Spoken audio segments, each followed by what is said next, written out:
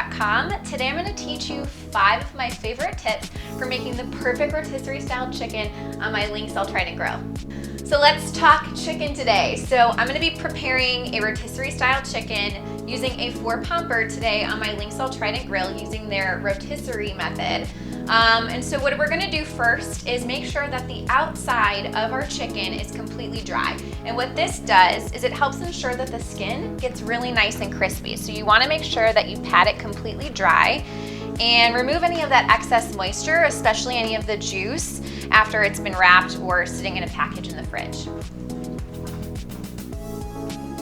Okay, so before we move on with some of the other tips today, we do need to truss up our chicken. Now, people have different methods for how they like to tie up their bird. All you need though is a pretty long piece of butcher's twine today. So here's how I like to do it, but use whatever method works best for you. So I like to divide my string down the middle.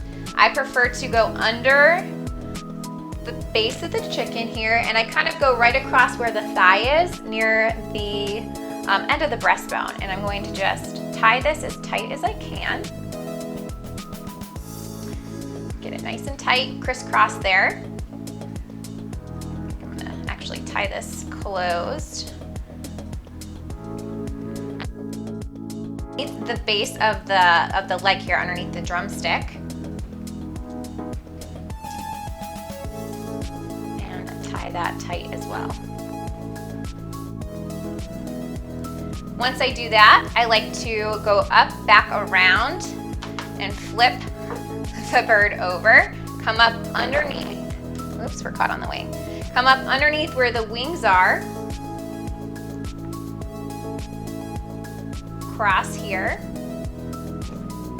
And then wrap it back around the wing to keep those wings nice and tucked in.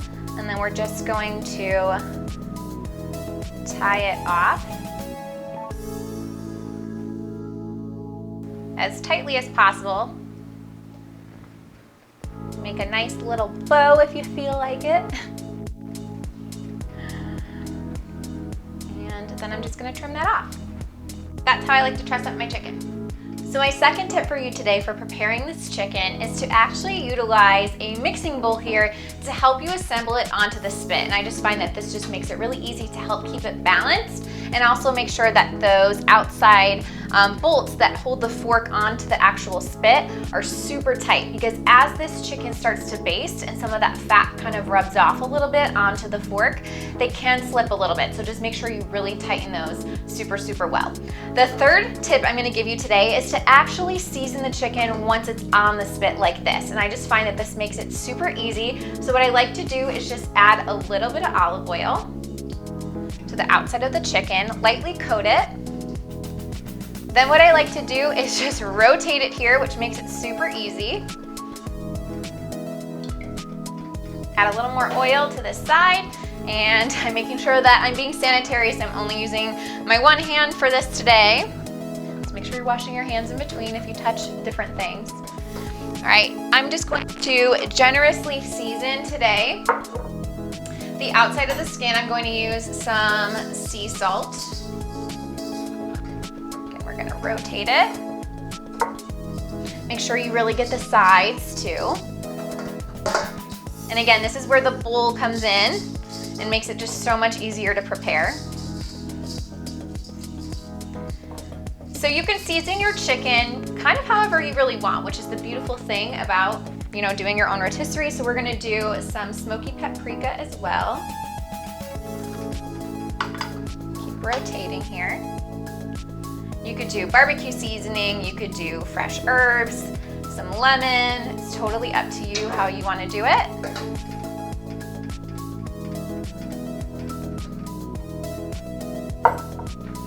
I like to finish the chicken off with a little bit of cracked black pepper all around as well. So my fourth tip for you today is all about making cleanup a lot easier for you at the end of the day, because all you're going to want to do is eat that delicious rotisserie chicken. So what I like to do is take the drip pan that comes with your Lynx grill, and I like to cover it with foil. And so this is just going to catch all those yummy drippings that come down from the chicken as it's self-based, and this will help prevent flare-ups in your grill and also making a really big mess.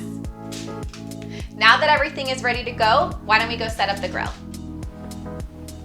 So before you turn on your rotisserie grill, you want to make sure that it's set up and that it's balanced. What you want to do first is make sure that your motor is in place and that it's set to off and that it's plugged in the back, that your rotisserie spit is set in place and that it's even. And then before turning on your grill, you're going to want to check it to make sure that it's going to rotate evenly so that the cooking process is smooth and simple.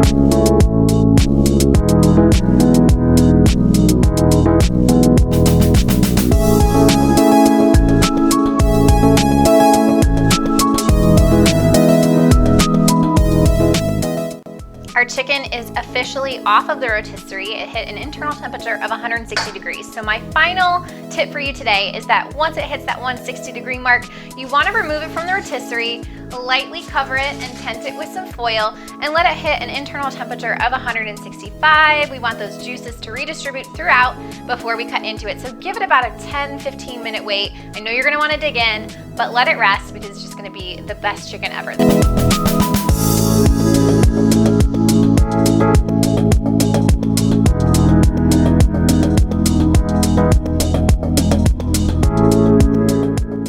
So I just then kind of go around and place the remaining pieces onto my platter,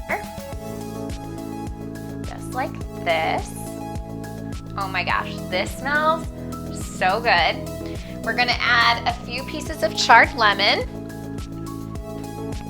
and you can even just drizzle some of this over the top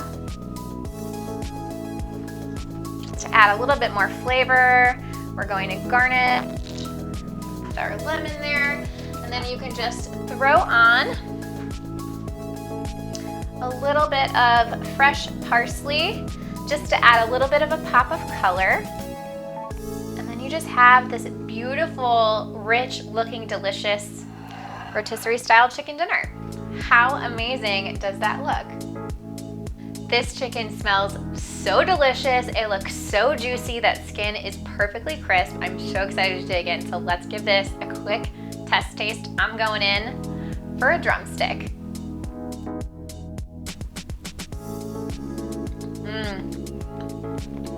It's so juicy, so flavorful. Thank you so much for joining me and watching this tutorial today. You can find this recipe and more recipes like it over on BonAppeteach.com. Cheers!